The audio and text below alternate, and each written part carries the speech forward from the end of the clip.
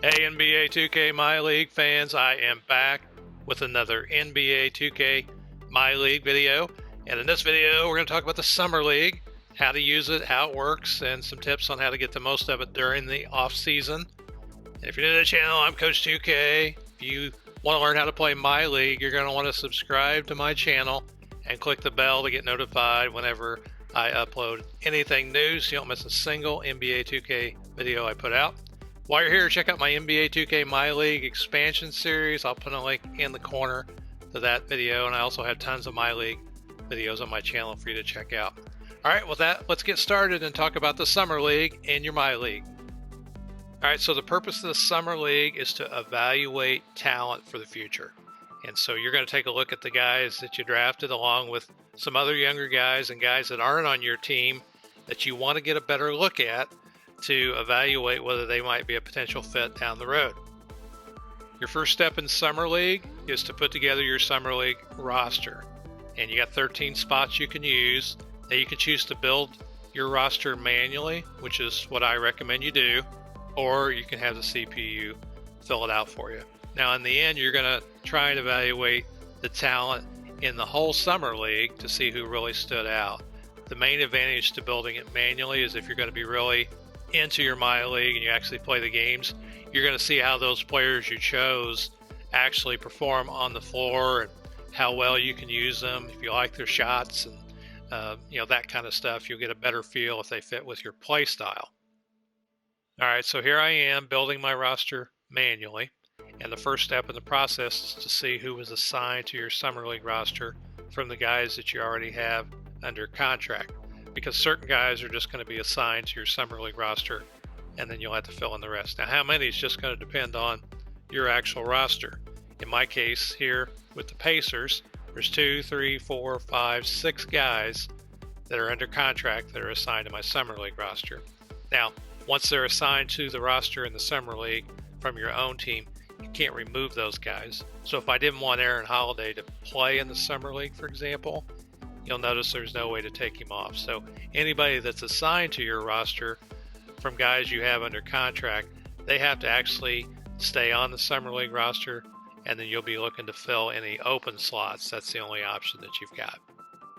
Now, if during the off-season event list during the Summer League, you decided that you wanted to go to the front office to have a look at your roster, while you're in the Summer League, the only guys you're going to see on the roster are guys that are in the Summer League roster.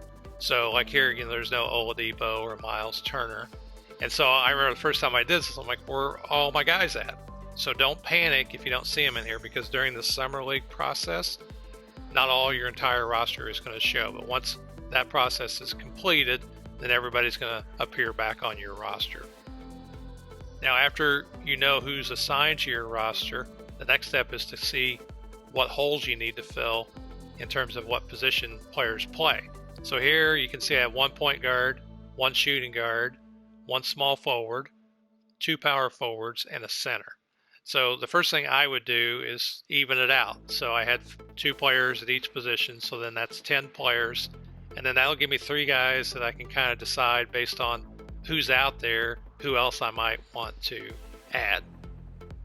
Now, after you figured out which positions you need to fill within your roster, then it's just a matter of going to look at the available players and looking for some really good candidates to put in those slots, people you might be interested in seeing how they play on your team. Now remember, these are players that you're not going to be top caliber players. I mean, you're looking for players that you can potentially develop on your team, maybe even as a two-way player, or somebody you can put into the G League. Here are some ideas on ways you might pick players for your Summer League team, and then I'll go through and kind of pick some players and tell you why I picked them. Obviously, the first thing that you can choose a player on is based on their overall rating. So you could just take the best overall rated players at the positions that you need, and that would certainly be fine. Nothing wrong with that strategy at all. Another idea is to just strictly look for guys with potential, because guys with potential are easier to develop, and so those are certainly some really good candidates to add to your Summer League squad. And yet another way to focus on players is to look for players that are really good at one specific thing. Like this guy named Vic Law, he's the best three-point shooter available. If I'm looking for shooting, he's certainly someone I want to take a look at. All right, so the first guy I decided to add to my team was a guy named Moses Brown. Now, I chose Moses Brown because he had a really high block rating. He was the best block rating, and I was looking for some interior defense to kind of build around my Summer League squad.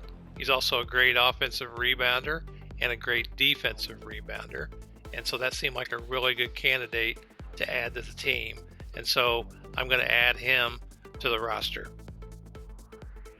The next guy I decided to add was a guy named Jordan Bone, and one thing that I liked about him was that he was the fastest guy available, 96 speed, and that's pretty quick. But he was also a really good three-point shooter, and I'm interested in adding some really good shooting to my Summer League team. The next guy I decided to add was a guy named Vic Law. Vic Law was the best three-point shooter available, 85 rated overall, plus he was a power forward. So it gave me an opportunity to add a stretch four, which I thought might be pretty important. And so he's another guy that I added to the roster. The next guy I decided to add was a guy named Lewis King at small forward. The reason I decided to add him was because he was also a really good three-point shooter, and also he's really athletic, and he's got that really good dunk rating. Next guy I decided to add was a guy named Hayden Best, and I added him because he was really quick too, 90 speed with the ball, and he was a really good ball handler. He was also a really good mid-range shot creator, and so I thought that was also another unique way to kind of pick up some extra shooting. Next guy I decided to add was a guy named Quindery Weatherspoon, and I primarily added him because of his potential rating, A- potential, and that was one of the best in the people available. There really wasn't anybody over A- potential. And the last guy that I decided to add was a guy named Brandon Sampson, and I added him primarily because of his three-point shooting. He's another three-point shooter, and I wanted some shooters to take a look at. So after your roster is set, you can go in and take these guys into freestyle practice mode and see if they're the kind of players that fit your play style and give them a little bit of a workout. And then, of course, you can also take them into your scrimmage and work them out in there too and learn them even more before you start playing games. And just before like your games in the regular season and the playoffs, during the Summer League, you can go in, you can set your rotations, your coach game plan, all that stuff is still available. And then once you're comfortable, then you can start playing the Summer League games. Now there's 6 days of kind of preliminary games, and you'll play 3 games before an actual tournament.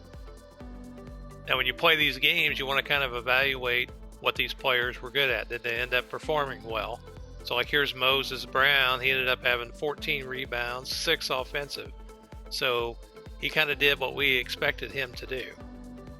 Now, after you play those preliminary games, then there's a tournament bracket that's set up. It's single elimination, and teams are seeded by how well they did in the preliminary games.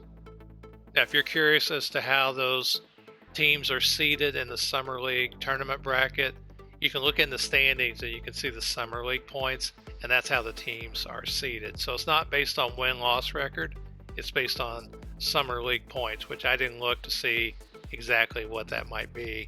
I suppose it could be based on wins and losses, wins of quarters, something along those lines. Now, the goal of the Summer League is not necessarily to win the tournament. The goal of the Summer League is to evaluate talent and give the guys that you drafted and some additional prospects some playing time, both on your team and other teams. And really what you're looking for here is just a guy with some potential that maybe you can tuck away on your roster as a two-way player, maybe on your roster as a guy in the G League, somebody that you can kind of develop for the future. And who knows, a player like that might develop into something. So once the Summer League's complete, once you want to do is you want to go into the social media tab and see if anybody specifically is mentioned. Like here, Grant Williams of the Celtics, he was named the MVP. And of course, you want to look at the league leaders during the summer league and see who, performed well. Like here, Calvin Brand, he was the leading scorer in the summer league. And of course, you want to look at your own players and see how they did. So like this Hayden Best, I didn't expect a lot out of him, but he did average 11.2 points a game. In terms of rebounding, that Moses Brown, the 7'2" glass cleaner, he almost got 10 rebounds a game and almost 2 blocks per game. And so that's pretty good. So what you want to kind of be thinking is this a guy that, I want to try and develop? I mean, he's 71 rated overall. He's 20 years old. Maybe he's a guy I want to sign to a 2-way contract. Now, once you advance out of the summer league, then you're going to see your real life NBA roster come back. And this is the time when you're going to want to think about your 2-way contracts and making sure that in addition to the 15 guys you have with NBA contracts, that you get 2 guys in there that are 2-way players because they don't count against your cap, and you can send these guys down to the G League. All right, that's pretty much everything you need to know about the Summer League. We probably went way too deep into that. But let me know if you guys use the Summer League and how you use it. If you actually play the games or you got any other tips that I didn't mention. Let me know down there in the comments so that other people that find this video can see your tips as well as mine. All right, in the meantime, I'm Coach 2K. I'll see you on the court in the next video. Thanks for watching.